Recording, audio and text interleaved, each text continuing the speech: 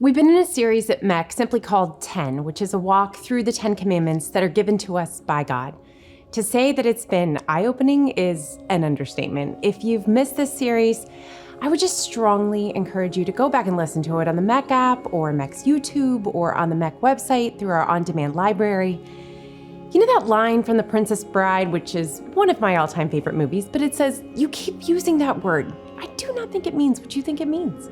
That is a perfect way to capture this series because each commandment that we've looked at goes so much deeper than what we really understand it to mean at a surface level.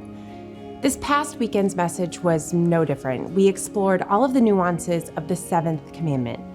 You can find all of God's 10 commandments in the book called Exodus, which is found in the Old Testament of the Bible.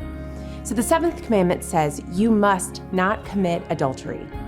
In other words, stay faithful to your spouse. Avoid any form of sexual intimacy with anyone other than your spouse. In 2002, Gallup did a fascinating poll looking at Americans' views of the moral acceptability of 19 issues. 89% of all Americans surveyed believe that adultery is morally wrong. Yet it's shocking how often it seems marriages fall apart because of marital infidelity.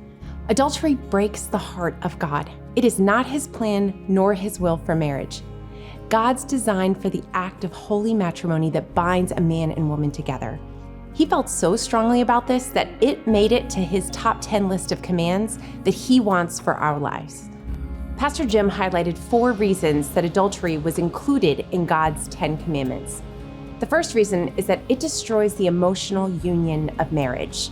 Oh, does it ever? I watched it happen to some very dear friends. My friend discovered that her husband had been leading a complete shadow life for months.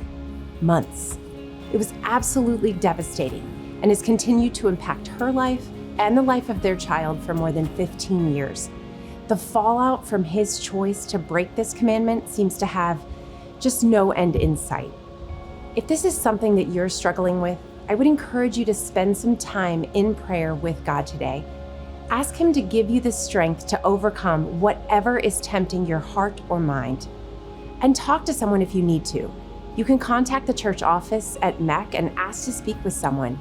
But do whatever you need to put in the work to honor God's command to stay faithful to your spouse.